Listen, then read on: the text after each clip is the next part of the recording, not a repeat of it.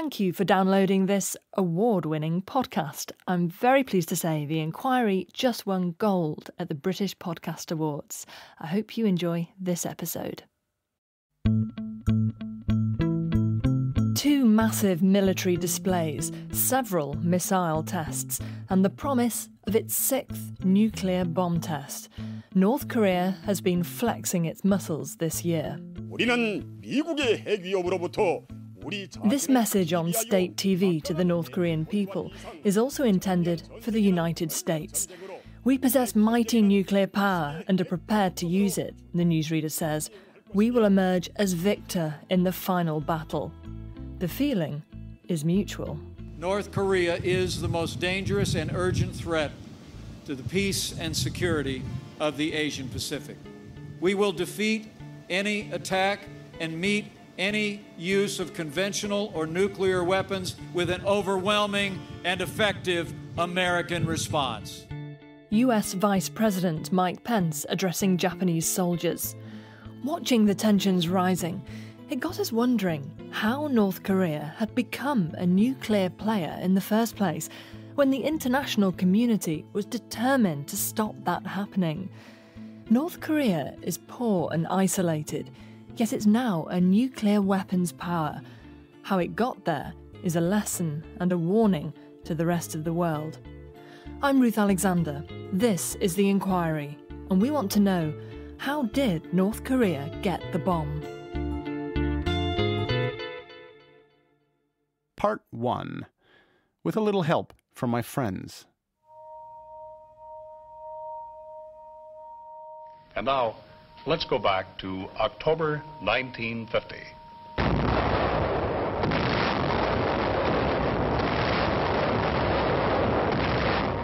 This is war. The Korean War. It lasted 2 years. Millions lost their lives. It was this that sowed the seed for North Korea's nuclear ambitions. It believed the US had been prepared to use nuclear weapons. One of the key reasons was this confrontation with the United States and the North Korean belief that the US threatened them with nuclear weapons during the Korean War. Our first expert witness is retired Brigadier Feroz Hassan Khan, who knows the subject firsthand. You'll hear about his involvement in a minute. In the aftermath of the war, he says, North Korea turned to the Soviet Union for help with nuclear research. From their communist allies, they acquired power reactors to generate electricity fueled by natural uranium. But if you burn it very, very slowly, what is meant for peaceful purposes can be diverted for weapon purposes. If you burn or irradiate natural uranium in a reactor, you get plutonium-239, one of the fissile materials used in nuclear bombs. After the Soviet Union collapsed in the 1990s, North Korea found a new friend in our expert witness's own country, Pakistan. There was a deal done between the two, an official one and a secret one. It was a state-to-state deal between North Korea and Pakistan for transfer of liquid-fuel ballistic missile technology to Pakistan. The official deal saw Pakistan pay North Korea to teach its scientists how to build missiles at a research centre run by A.Q. Khan.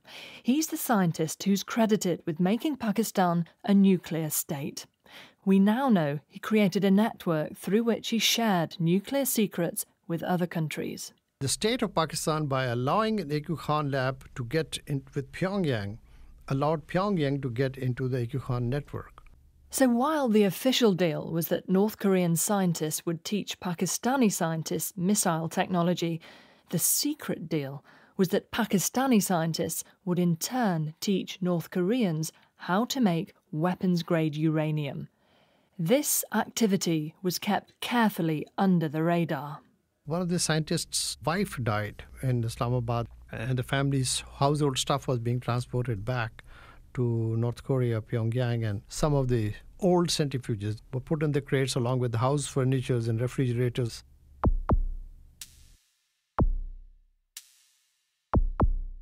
Eventually, other countries started to ask difficult questions, and our expert witness had to field them. It was a very awkward job, very awkward position because, You're hearing all sorts of concern. Brigadier Khan was Pakistan's Director of Arms Control. One of the principal role of my directorate was to bring accountability and bring things back in control. So I was making this case that we got to get these North Koreans back as quickly as possible because this is very counterproductive. But A.Q. Khan wanted the deal to continue, and he was the sort of man who got what he wanted. A.Q. Khan would say it's another couple of months. So 3 months would become 6 months, 6 months would become 1 year. Every time the authorities would tell A.Q. Khan to send these people back because it is becoming diplomatically counterproductive, A.Q. Khan would come back and say, sir, just give me a couple of more months. A.Q. Khan's network was exposed several years later. He at one point admitted what he'd done. My dear brothers and sisters, I have chosen to appear before you to offer my deepest regrets and unqualified apologies. And then later retracted the apology and has since been pardoned. But it remains a fact that by the end of the 1990s, North Korea had acquired the technology to produce highly enriched plutonium and uranium, the key ingredients of a nuclear bomb. Part 2. The shopping list. It's hard to be friends when you know you're being lied to. Our second expert witness, David Albright, would know. He's a weapons inspector and founded the Institute for Science and International Security, which tracks North Korea's attempts to acquire parts for its nuclear weapons program. Making a nuclear weapon itself can be very tricky. That means you have to build what are very complicated nuclear facilities. With equipment that North Korean industry is not set up to manufacture. But no matter. It's so easy and cheap to buy it overseas. And on their shopping list? Well, you need blowers, European water pumps. You know, there's measuring equipment that they buy, machine tools to make the centrifuges, light bulbs. How are they able to buy this gear on the international market? It must raise questions. It certainly does. North Korea is banned from buying anything for its nuclear program, but it found ways to get around that. In the 80s, Europe was ideal. I mean, the controls were lousy. And why not just go to the company that makes it in Europe and buy it? I mean, that was the mindset, and North Koreans organized these efforts out of their embassies or missions. There wasn't even a need for subterfuge. And then as Europe woke up and got stricter, then by the early 2000s, North Korea had more or less been pushed out, but set up shop in China, where it carried on getting what it needed. It employs agents in China to set up or recruit companies to go out to buy equipment and then secretly pass it on to North Korea. It's been very easy for North Korea to recruit a Chinese company to pose as a buyer, claiming it's for domestic use, and then it's actually sent off to the North Korean border. And China doesn't do border checks in any meaningful way. And although it has to make more efforts than most, North Korea has been able to get the nuclear weapon-making equipment it needs on the international market. Whenever they have asked over the last decade, they have gotten what they needed. You may thwart some of it, but then they go to another company and they get it. God, it's fascinating, your job, but must be a bit... depressing. Yeah. It's a very dangerous business that is going on, and not nearly enough is being done to try to stop it. So, after acquiring the ability to make enriched nuclear material, North Korea found all the parts it needed to create a nuclear weapons-making program on the open international market. How then did it put it all together to make the bomb?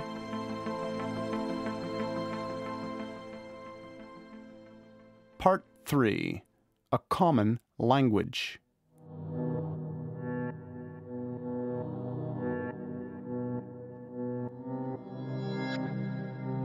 Our third expert witness, Siegfried Hecker, is from the Center for International Security and Cooperation at Stanford University, and he spent most of his professional career working at Los Alamos National Laboratory. The place that they call the birthplace of the bomb.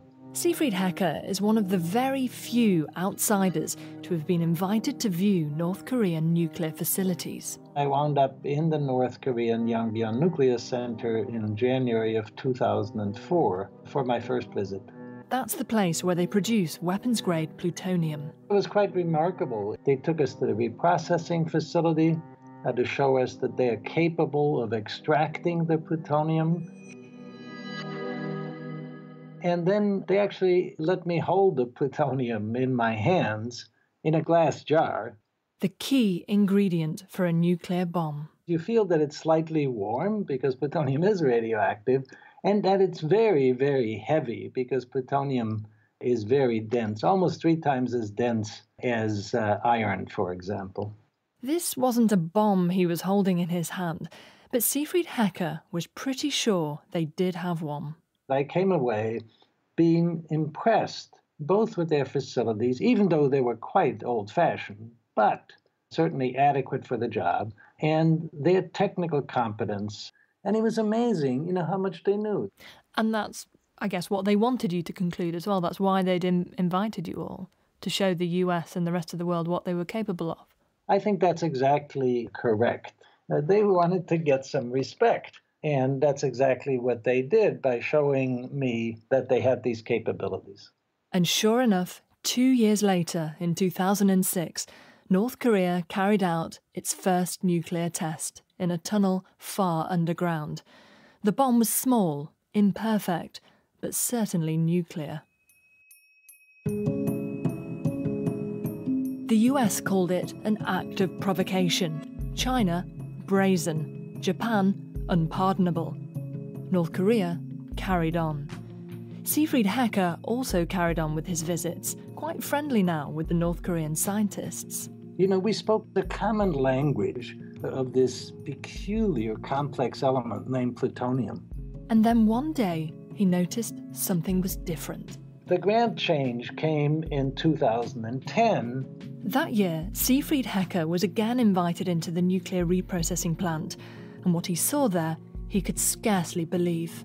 First of all, I was surprised that we went into a building I had been in before, and it was completely refurbished.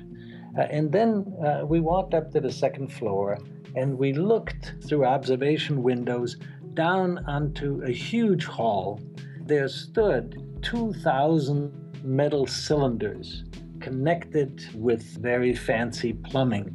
Those cylinders were centrifuges used to turn natural uranium into a weapons-grade product. I was just shocked. My mouth must have been a mile open because I did not expect them to have such a huge modern capability. Siegfried Hecker looked at the control room he was stood in. Gone were the old-fashioned dials and charts. He was surrounded by flat screens and up-to-date equipment. Quite frankly, it served notice from North Koreans telling the world we now can not only make plutonium bombs, which were quite limited, at most 1 bomb a year, to highly enriched uranium bombs, which can be produced more quickly and easily. And all this, Siegfried Hecker was sure, was not even the whole story. I concluded they could not have gotten to that point without having another facility someplace. This visit in 2010 was to prove an extremely valuable glimpse into the North Korean nuclear program. Nobody from the outside world has been in those facilities since. And so all the estimates that one makes of uranium capacity, number of weapons, all boil down to that one visit, that half an hour through that facility.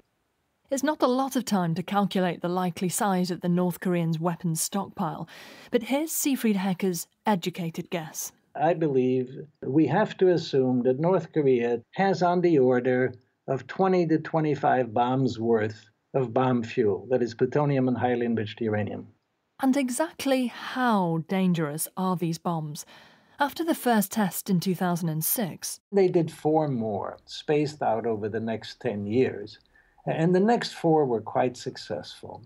And because they've spaced them out over that length of time, they've learned a lot. Geological surveys which monitor seismic waves in test areas showed the explosions getting bigger and bigger. The last 2 or 3 have been on the order of a Hiroshima or Nagasaki destructive capability. In other words, they can destroy a city. Those first nuclear bombs dropped in the Second World War were developed by some of the scientific giants of the 20th century. They don't have scientific giants like that in North Korea. They are just very good technically. Being able to read the literature, being able to build something. The reactors, they managed to get blueprints from Great Britain, and for the reprocessing facility from Belgium. There was certainly nothing that I saw that was new scientifically, but everything that I saw seemed to work. Started off with plutonium production by the Soviet Union, given the secrets of enriched uranium by Pakistan, and machine parts from companies all over the world, North Korean scientists have been able to piece it all together to make the bomb. But what are they missing?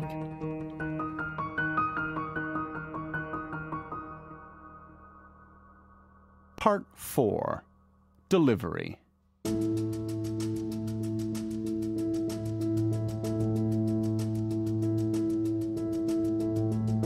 There were some air raid sirens, just sort of the wah, wah sound that you hear in movies.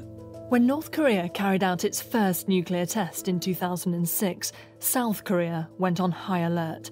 Our final expert witness, Melissa Hannam, was there, sat typing at her desk, thrashing out a situation report. I remember looking over my shoulder and thinking, goodness, they really should get an expert in here to write this report. Working for an NGO, the International Crisis Group, she was 26, not long out of university, and more used to reading about the theory of North Korea's nuclear weapons than the practice. Since then, Melissa Hannam's made a career out of studying North Korea's capabilities. Typically, one of these casual memes that people throw around is the picture of North Korea being dark at night. You get this picture from space and you see all the lights in Seoul and South Korea and China, and then North Korea is dark. You know, it's not because they're backwards. It's because they're redirecting their resources. That electricity is going into their military program.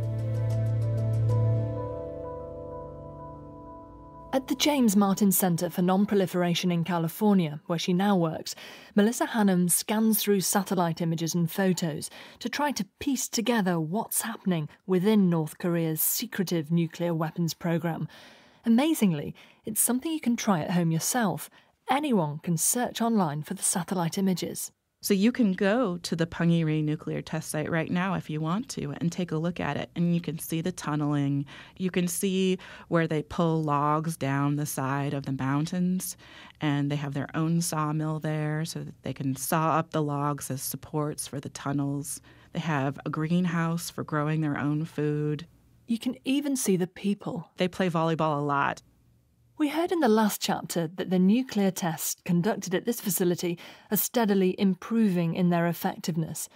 But while the North Koreans might have bombs as powerful as those dropped on Japan in the Second World War, there's still something they need to work on. North Korea cannot fly a plane and drop a gravity bomb because of the neighbors they have. They'd be shot down.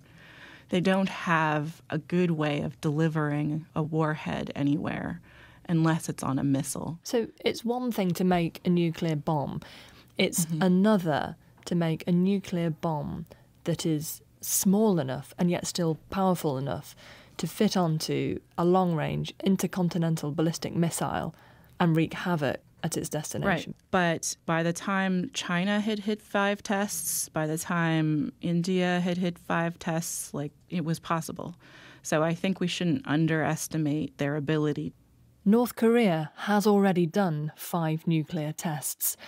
And it's also shown the world images of its leader standing with a miniaturized warhead. Back in March of last year, there was this picture of Kim Jong-un standing behind a large silver kind of orb. We don't know if that silver orb was a working bomb or not, but if it is... If the measurements we took are accurate, then that warhead can fit on many of their missile systems. Once the North Koreans have managed to make a bomb small enough to fit on a missile, the question becomes, how good are their missiles? I'm not a fan of the missile program in North Korea, but I do like their parades because we learn so much. Their original missiles back in 1979-ish came from Egypt. North Korea reverse engineered those missiles, took them apart, learned how to produce them themselves, and then they started making variants.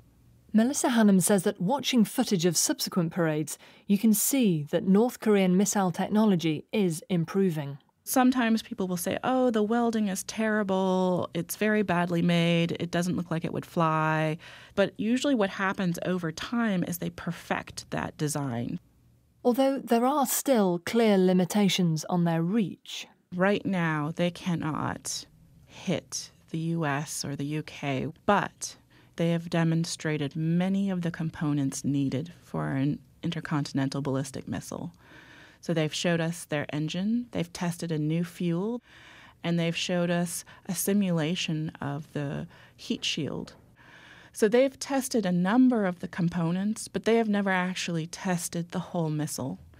The day that they decide to do that is going to be a very tense day in the world. There will be many opportunities for people to react and overreact.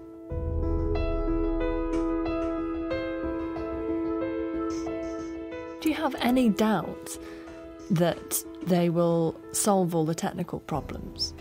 No, they will solve all the technical problems. I think we can slow it down, but they've crossed the thresholds that they need for this technology. So how did North Korea get the bomb? Through sheer determination. It got some, probably unintentional help from the Soviet Union to produce plutonium, and some illegal help from scientists in Pakistan to produce uranium. It's taken advantage of Europe's leaky export networks and China's business boom to purchase all the materials it needs. And everything else, its scientists have done themselves, diligently reading the scientific literature and extending the technology as far as they can. They still have some way to go before they produce a nuclear weapon that could reach the US, although that could be just a few years away. However, for Siegfried Hecker, to worry only about that ultimate goal is to lose sight of the present. My concern is that actually so much of the focus today is whether or not they can hit the United States. That nuclear arsenal is dangerous today because they have the ability to reach South Korea and Japan. The nuclear crisis is here now, and that's the way we have to deal with the North Koreans, not say the red line is going to be when they can reach the United States of America.